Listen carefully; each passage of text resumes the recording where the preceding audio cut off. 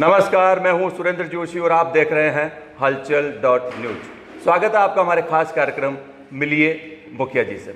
हम इस कार्यक्रम में उन तमाम नवनिर्वाचित सरपंचों से आपको रूबरू करवा रहे हैं जो अपने अपनी ग्राम पंचायतों में चुनाव जीतकर गांव के मुखिया बने हैं। इसी क्रम में आज हम पहुंचे हैं सावर पंचायत समिति की ग्राम पंचायत गुलगांव में, जहां इस बार पंचायत चुनाव में युवा चेहरे के रूप में नीरज चौधरी पंचायत चुनाव जीतकर गांव के मुखिया बने। इस वक्त हमारे साथ बातचीत के लिए मौजूद हैं युवा नवनिर्वाचित सरपंच नीरज चौधरी। नीरज जी, आपका हलचल.न्यूज में स्वागत है। सबसे पहले तो आपको बहुत बधाई, आपने ये चुनाव 762 मतों से ये चुनाव जीता।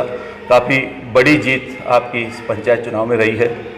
यूँ तो इस ग्राम पंचायत में 8 उम्मीदवार चुनाव मैदान में थे, मगर मुख्य मुकाबला 5 उम्मीदवारों के बीच में था। सर, किस तरह से इस चुनाव में आपने ग्रामीणों का रुझान जो है, ग्रामीणों का समर्थन अपने पक्ष में हासिल किया?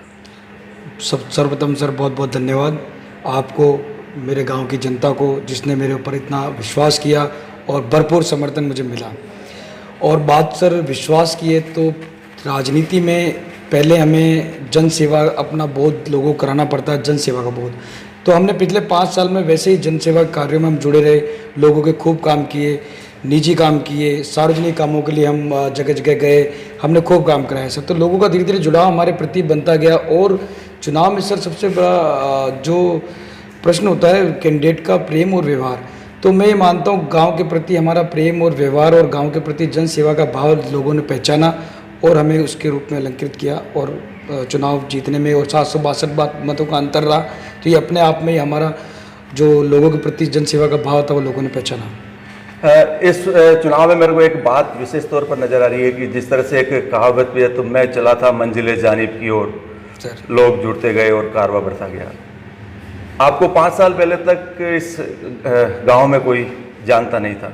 आप पढ़ाई के सिलसिले में लगातार बाहर रहे। 5 साल पहले आप गांव में आए, इस बार आपने ग्राम पंचायत का चुनाव लड़ा और अब आप गांव के मुखिया बन गए। बिल्कुल सर। और कल आपने कार्यभार भी आपका ग्रहण कर लिया है। बिल्कुल सर। किस तरह का महसूस कर रहे हैं आप, जो चेहरा जो 5 साल पहले तक जिसको कोई जानता नहीं था यहाँ आया, और किस तरह से आपने मतदाताओं को अपने पक्ष में किया कि वो आपको गाँव का मुखिया चुन बैठे? सर, जब मैं 5 साल पहले यहाँ आया, उससे पहले मैं निजी व्यवसाय में था और भी मैंने कई नौकरी भी की। तो जब मैं 5 साल पहले आया तो मैंने गांव में कई प्रकार की मूलभूत आवश्यकताओं की कमी पाई, और कहीं ना कहीं एक युवा होने के नाते और शिक्षित होने के नाते ये मन में ये चीज़ें झकझोरती थी, गांव में ये अव्यवस्था है। तो मैंने फैसला किया कि राजनीति को लोगों ने पेशा जो बना रखा है, तो कहीं ना कहीं राजनीति को हमने जन सेवा से जोड़ा, जन सेवा के भाव से जोड़ा। और धीरे धीरे 5 साल में हमने यही व्यवसाय, मैंने डेयरी व्यवसाय चालू किया और डेयरी व्यवसाय में साथ साथ कई लोगों को जागरूक किया, और धीरे धीरे किसान हमारे पशुपालक भी संपन्न होते गए मेरे द्वारा। और कई प्रकार के उन्हें जो भी गांव में सार्वजनिक काम थे उनसे जुड़ाव रहा और लोगों को काम करते गए। धीरे धीरे पहचान हमारी बनती गई और लोगों का विश्वास मेरे प्रति जागा, और इसी के साथ लोगों ने विश्वास जताया अपने प्रति, मेरे प्रति अपने विश्वास जताया। और इसी रूप में उन्होंने चुनाव में जब मैंने देखा जन सेवा से लोग जुड़े तो धीरे धीरे हमें फ़ायदा मिलता गया। उसका आपको फ़ायदा मिला, लगातार 5 साल तक आप लगातार लोगों की सेवा करते हैं। बिल्कुल। और इसी का परिणाम ये रहा कि इस बार आप चुनाव में 762 मतों से विजय रहे। नीरज जी, आप शिक्षित हैं, राजस्थान यूनिवर्सिटी से आपने बीएससी की है, भारतीय विद्यापीठ यूनिवर्सिटी पुणे से आपने एमबीए किया है, और एमडीएस यूनिवर्सिटी से आपने एलएलबी किया है। इतनी उच्च शिक्षा ग्रहण की और उसके बाद ये राजनीति का क्षेत्र आपने कैसे चुना? सर, मैंने बताया पहले कि मैं नौकरी करता था। जब मैं गांव में आया 5 साल पहले तो मैंने कई व्यवसाय देखी, तो कहीं ना कहीं अब जब हमारे जैसे लोगों को आगे आना पड़ेगा, आगे इसलिए आना पड़ेगा कि राजनीति लोगों ने व्यवसाय बनाया, हमें जन सेवा से जोड़ना पड़ेगा। जब शिक्षित उम्मीदवार हम लोग जब देखते हैं, कई उम्मीदवार ऐसे होते हैं जो कि जिनको नॉलेज नहीं होता और केवल एक सरपंच बनना ही काफ़ी नहीं है। मैं मानता हूँ सरपंच के रूप में शायद मेरी जिम्मेदारियाँ काफ़ी बढ़ गई है और उन जिम्मेदारियों को पूरा करने के लिए निरंतर हमें प्रयास करने पड़ेंगे, मेहनत करनी पड़ेगी। और जिस स्तर पे आज ग्राम पंचायतें हैं, जो कमियां हैं, वो एक शिक्षित होने के नाते जिम्मेदारियां भी ज़्यादा हैं तो मेहनत भी ज़्यादा करनी पड़ेगी। और ये लोग में बजाय दूसरे कंपिटेंट के हम लोग ज़्यादा कर सकते हैं और ज़्यादा समझ है एक शिक्षित उम्मीदवार के रूप में, तो हम लोग निरंतर प्रयास करेंगे। चाहे हमें दिल्ली, जयपुर कहीं भी जाना पड़े, तो हम किसी के ऊपर डिपेंडेंट नहीं है कि भाई कोई दूसरा हमारा हाथ पकड़ के काम करेगा। तो राजनीति के अंदर शिक्षित लोगों को, युवाओं को आगे आना पड़ेगा और मैं चाहता हूं कि सभी लोग, हमारे साथी लोग साथ मिलकर काम करें, आगे बढ़ें, आगे आएँ और एक जिम्मेदारी निभाएं। वाकई शिक्षा एक ग्राम विकास का मुख्य आधार है। शिक्षा के जरिए एक विजन मिलता है, दृष्टिकोण मिलता है, और उस दृष्टिकोण का निश्चित तौर पर इस बार जब आप सरपंच चुनकर आए हैं, गांव के मुखिया बने हैं, तो निश्चित तौर पर पूरी ग्राम पंचायत को आपकी शिक्षा का बहुत अच्छा लाभ मिलेगा। लगातार 5 साल से आप गुलगांव ग्राम पंचायत में सक्रिय हैं, यहीं रहकर लोगों से मिल रहे हैं, जुल रहे हैं। मुख्य रूप से क्या क्या समस्याएं आपके सामने हैं? देखिए सर, मुख्य रूप से समस्या कोई भी गांव हो या क्षेत्र हो, इसके अंदर मुख्य समस्याएं होती है बिजली, पानी, सड़क। और आज भी पंचायती राज लागू होने के बाद में आज भी हमारा गांव बहुत पिछड़ा हुआ गांव है। यहाँ आज भी मूलभूत जो आवश्यकताएं हैं, बिजली की, पानी की, सड़क की, इनकी कमी है, बहुत अभाव है। और मेरा ये मानना है कि ये तो काम कराना ही है, ये इसमें सरपंच का कोई श्रेय नहीं है, ये काम मूलभूत आवश्यकता है, ये हमारी जिम्मेदारी है।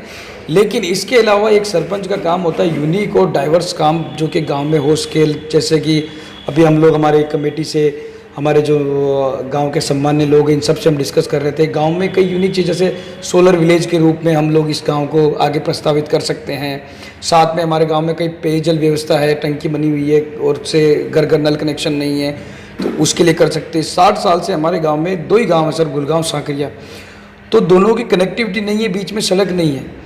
तो ये एक हमारे लिए भी एक बहुत बड़ी एक लज्जा की बात है कि सर 2 गांव हैं, दोनों में कनेक्टिविटी नहीं है। तो इसके अलावा मूलभूत आवश्यकताओं के अलावा में डाइवर्स काम है, पीएचसी है, तो इन कामों पे फोकस करना पड़ेगा ताकि हम एक यूनिक गांव के रूप में एक आदर्श गांव की स्थापना कर सकें।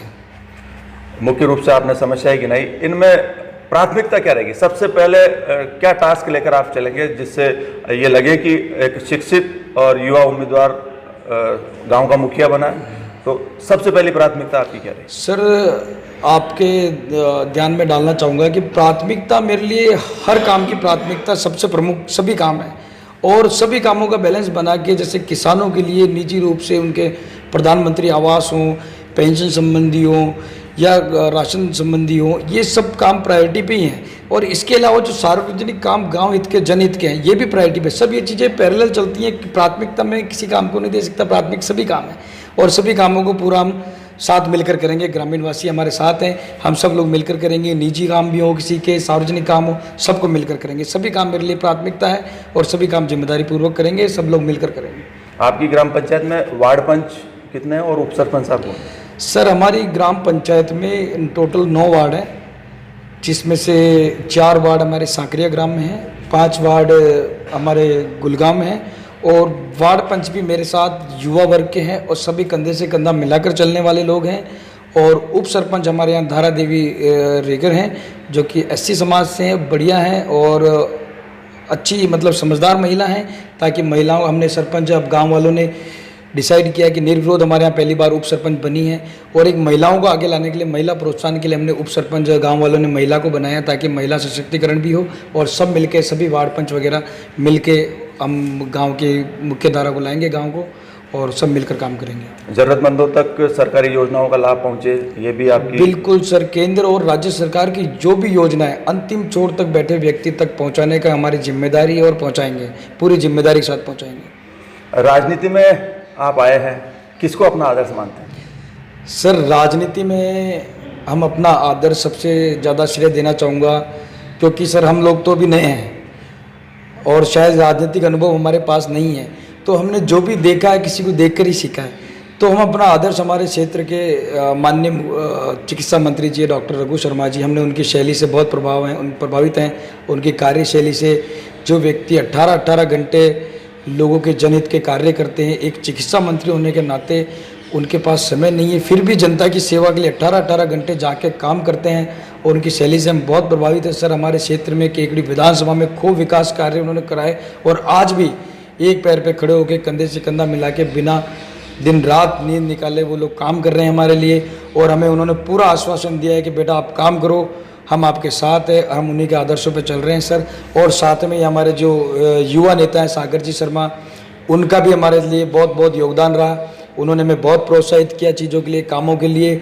और कल भी मेरी बात हुई तो उन्होंने कहा कि आप आगे बढ़ो, काम कराओ जनता के लिए, आप जितने काम लाओगे हम सब लोग करा के देंगे। तो सर आपका पूरा आशीर्वाद है और मैं मानता हूँ हमारे क्षेत्र का और हमारे गांव का सौभाग्य है कि हमारे पास में एक जननायक के रूप में डॉक्टर रघु शर्मा जी काम कर रहे हैं। और इवन कैबिनेट में राजस्थान सरकार में भी आज सर्वमान्य कोई चेहरा है तो माननीय मुख्यमंत्री जी के बाद में डॉक्टर रघु शर्मा है सर। अच्छा, अंत में आप हमारे चैनल के जरिए आपके ग्राम पंचायत के मतदाताओं को क्या संदेश देना चाहेंगे, क्या कहना चाहेंगे? मैं सर संदेश ये देना चाहता हूँ, जिस प्रकार जनता ने चुनाव के दौरान मेरे को आशीर्वाद दिया, मेरे ऊपर विश्वास रखा, उसी प्रकार ये विश्वास और आशीर्वाद आने वाले सालों में बनाए रखें। और मैं पूरे तन मन धन से जनता की सेवा के लिए दिन रात जागकर मेहनत और प्रयास करूँगा। और कोई भी अगर काम है मेरे पास, आधी रात को भी आप याद करेंगे, मैं जनता के लिए हमेशा खड़ा रहूँगा। आपको सरपंच के पास आने की ज़रूरत नहीं है, आप मुझे सूचित करें, सरपंच आपके पास पहुँचेगा। हर घर सरपंच है, हर गांव सरपंच है, हर घर मतदाता सरपंच है। आपको मैं इतना विश्वास दिलाना चाहता हूँ और आपके लिए दिन रात मेहनत करूँगा, प्रयास करूँगा। जय हिंद, जय भारत। बहुत बहुत धन्यवाद, आपने हलचल.न्यूज़ से मुलाकात की। तो ये थे गुलगांव ग्राम पंचायत के नवनिर्वाचित सरपंच नीरज चौधरी, जिन्होंने अपना विजन स्पष्ट किया किस तरह से वो आगामी 5 सालों में अपना काम करेंगे। चिकित्सा मंत्री डॉक्टर रघु शर्मा को अपना आदर्श मानने वाले नवनिर्वाचित सरपंच नीरज चौधरी सभी ग्रामीणों को तमाम सरकारी योजनाओं का लाभ मिले उसके लिए भी संघर्षशील रहेंगे। चाहे गांव में घर घर नल कनेक्शन की बात हो, सोलर प्लांट यहां पर स्थापित करने की बात हो, गांव को सड़कों से जोड़ने की बात हो, तमाम कामों को वो अपनी संपूर्ण ऊर्जा के साथ करने का मजबूत इच्छा शक्ति रखते हैं। और हम समझते हैं कि जिस तरह से आप शिक्षित होने के बाद आपने राजनीति का क्षेत्र चुना है, आपके शिक्षा का, आपकी जो अनुभव है, उनका भी लाभ पूरे ग्राम पंचायत को मिलेगा। इन्हीं शुभकामनाओं के साथ हम कल फिर मुलाकात करेंगे एक और नवनिर्वाचित सरपंच से जो पंचायत चुनाव में चुनाव जीतकर गांव की मुखिया बने। तब तक आप लगातार देखते रहिए हलचल.न्यूज़। और अपील यह भी कि जिन लोगों ने भी अभी तक इस चैनल को सब्सक्राइब नहीं किया वे इसे सब्सक्राइब जरूर करें। शुक्रिया।